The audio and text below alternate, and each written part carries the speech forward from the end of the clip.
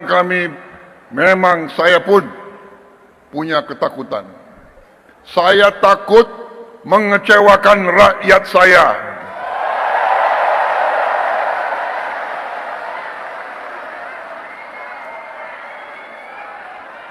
Saudara-saudara, saya kira tokoh-tokoh ulama yang ada mengerti, mengenal saya, bahwa saya memang sudah lama saya dekat dengan kalangan ulama.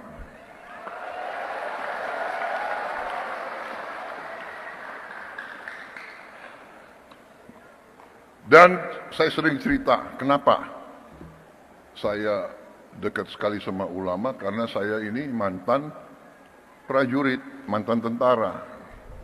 Tentara selalu dekat sama ulama. Kenapa?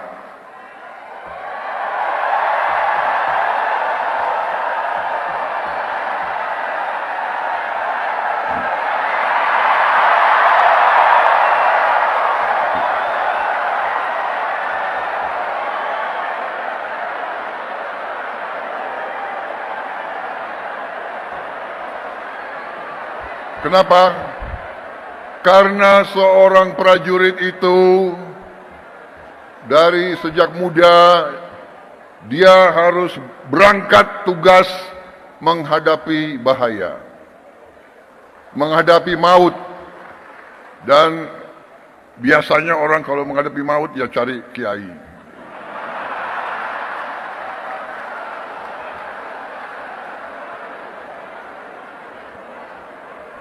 Jadi saya cari kiai ya dari Buddha, ya. Jadi terima kasih atas nama pribadi dan atas nama pemerintah Republik Indonesia. Sekali lagi selamat kepada NU. NU punya jasa besar terhadap lahirnya bangsa Indonesia.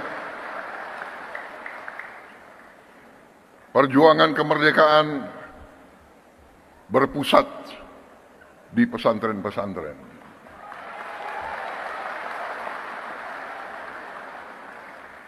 Saudara-saudara sekalian, Nahdlatul Ulama di saat-saat krisis, Nahdlatul Ulama tampil selalu dan mengambil sikap untuk menyelamatkan negara dan bangsa Republik Indonesia.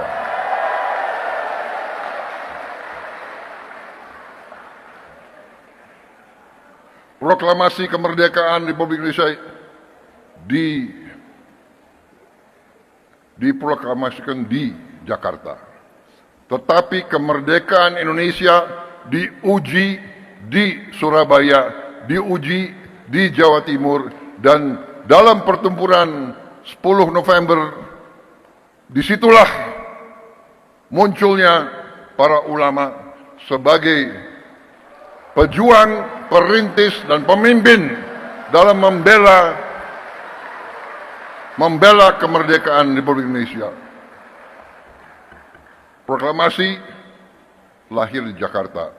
Ujian terhadap proklamasi tersebut diuji di banyak tempat, yang paling besar antaranya di Surabaya.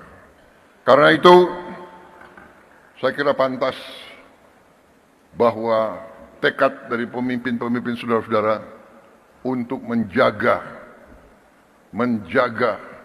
warisan ini, dan saya sampaikan penghormatan saya bahwa para pimpinan NU dari masa ke masa konsekuen terus dalam menjaga bahwa Nahdlatul Ulama merupakan organisasi besar, rumah besar para ulama, para pemuka Islam yang memperjuangkan Islam yang damai, Islam yang sejuk, Islam yang rahmatan lil alamin.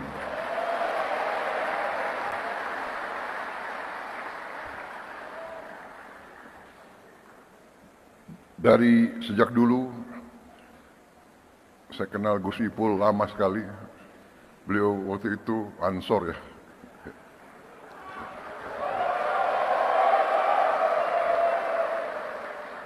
Dan dari dulu saya merasakan tekad NU, keberpihakan NU, komitmen NU untuk mempertahankan NKRI, untuk menjadi barisan terdepan pembela tanah air.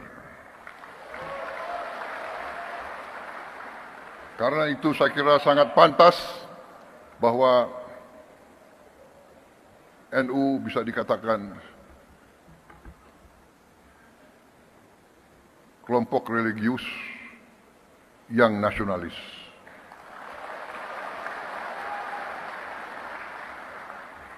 Kalau kami kelompok nasionalis yang religius.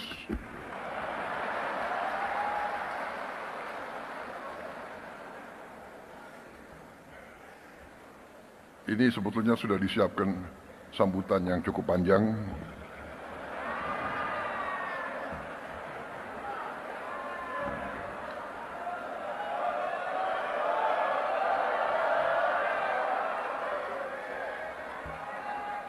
Bagaimana kalau saya singkat-singkat aja ya? Kalian kan sudah bosan sambutan. Gitu. Betul.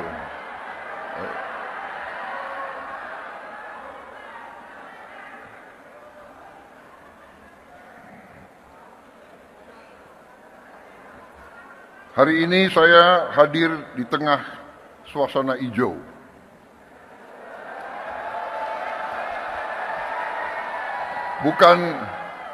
Bukan karpet merah yang saya injak, tapi karpet hijau.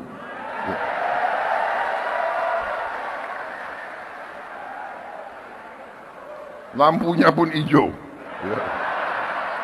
Untung saya pakai batik, ada hijaunya juga.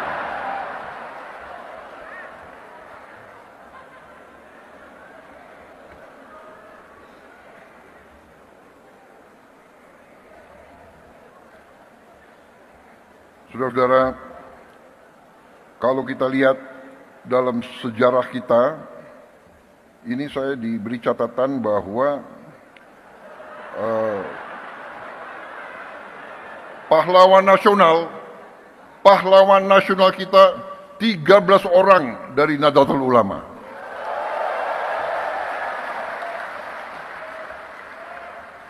Insya Allah akan tambah tahun ini. Kita perjuangkan, mudah-mudahan bisa diterima. Saya tidak tahu siapa, Menteri Sosial siapa yang menentukan pahlawan nasional. Bukan Menteri Sosial. Tapi kalau saudara nggak ajukan ya saya nggak bisa.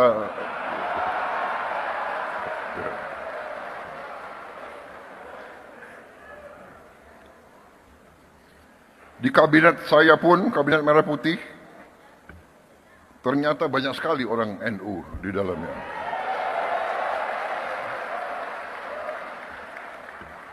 Menteri Agama, Menteri Sosial, Menteri Pemberdayaan Perempuan dan Perlindungan Anak, Menteri Agraria dan Kepala Badan Pertanahan Nasional itu menterinya, wakil menterinya banyak lagi. Tapi itu bukan karena NU. Karena orang-orang mereka itu memang hebat-hebat. Jadi yang diajukan hebat ya tidak bisa ditolak. Iya kan? Saudara-saudara, saya kira intinya yang ingin saya sampaikan, terima kasih atas dukungan saudara-saudara selama ini. Dukungan untuk pemerintah Republik Indonesia. Terima kasih komitmen saudara-saudara kita semua berkepentingan, kita semua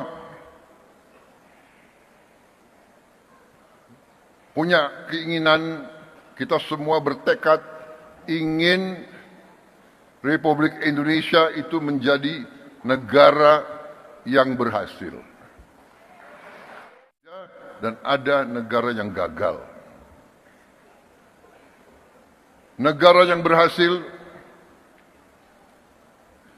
memang itu adalah sesuatu yang tidak bisa kita anggap bagaikan suatu yang jatuh dari langit. Negara yang berhasil harus kita bekerja keras, berikhtiar keras, dan kunci daripada keberhasilan itu adalah persatuan dan kesatuan dan kerukunan dan kerjasama. Dan di situ saya kira Nahdlatul Ulama memegang peran yang penting dengan mewakili kelompok mayoritas agama NU bersama Muhammadiyah, Persis dan lain-lain, mewakili kelompok mayoritas tapi dengan moderasi, dengan moderat, dengan kesejukan, dengan saling menghormati dan saling menghargai dan saling melindungi semua umat lain. Tadi ada foto dikeluarkan oleh staf saya, pinter juga dia, foto saya dengan Gus Dur. Salah satu kepemimpinan Gus Dur yang patut kita teladani adalah komitmen beliau untuk mewakili Islam dalam moderasi, dalam kesejukan, dalam perdamaian. Saya kira ada suatu hal yang unik bahwa di zaman Gus Dur, kalau ada kelompok minoritas yang diancam oleh kelompok-kelompok radikal, justru NU lah yang tampil menjaga tempat-tempat ibadah tersebut. Saya pun, waktu saya menjadi ketua umum Gerindra, saya ingat contoh Gus Dur. Waktu ada peristiwa beberapa gereja, beberapa vihara diancam mau dibom, saya pun perintahkan Gerindra untuk menjaga gereja-gereja dan vihara-vihara tersebut. Ini artinya, saudara-saudara, kepemimpinan, keteladanan. Pemimpin harus berani memberi contoh. Walaupun mungkin tidak populer. Pada saat itu, Gus Dur mungkin kurang populer dengan banyak orang. Karena beliau berani. Sekarang pun, saudara-saudara, kita harus berani. Kita harus berani. Saya ajak semua rekan-rekan saya dalam pemerintahan, dalam kabinet Merah Putih, saya mengajak mereka, kita harus berani mengoreksi diri, berani membangun suatu pemerintahan ke depan yang bersih, pemerintah yang bebas dari penyelewengan dan dari korupsi.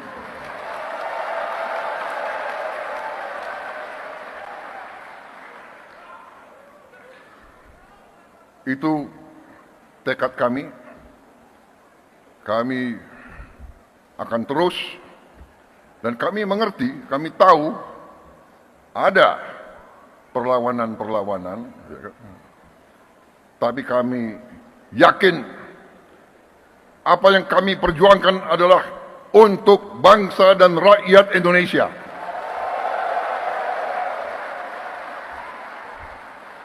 kami tidak akan ragu-ragu bertindak.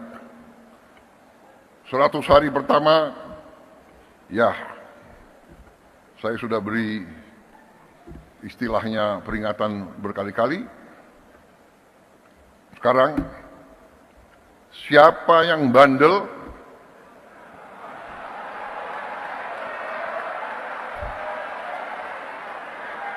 siapa yang dablek, siapa yang tidak mau ikut dengan aliran besar ini, dengan tuntutan rakyat, pemerintah yang bersih, siapa yang tidak patuh, saya akan tidak.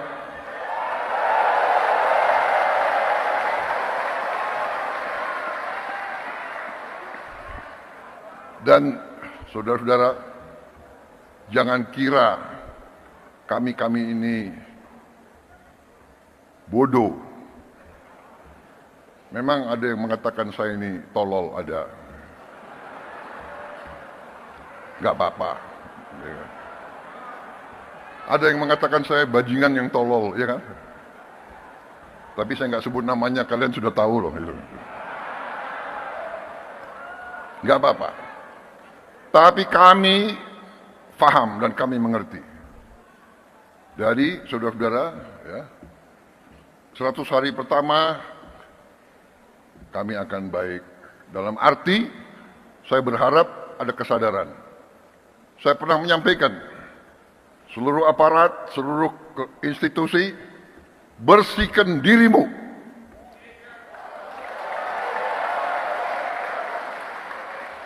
Sebelum kau dibersihkan.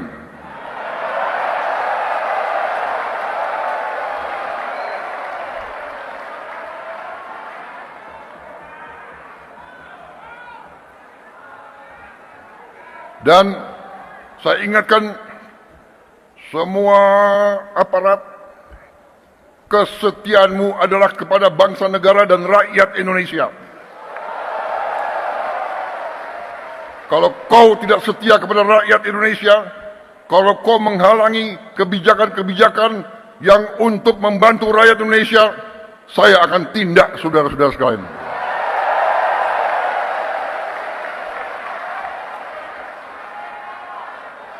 Dan saya minta menteri-menteri, pemimpin-pemimpin lembaga, tidak ragu-ragu.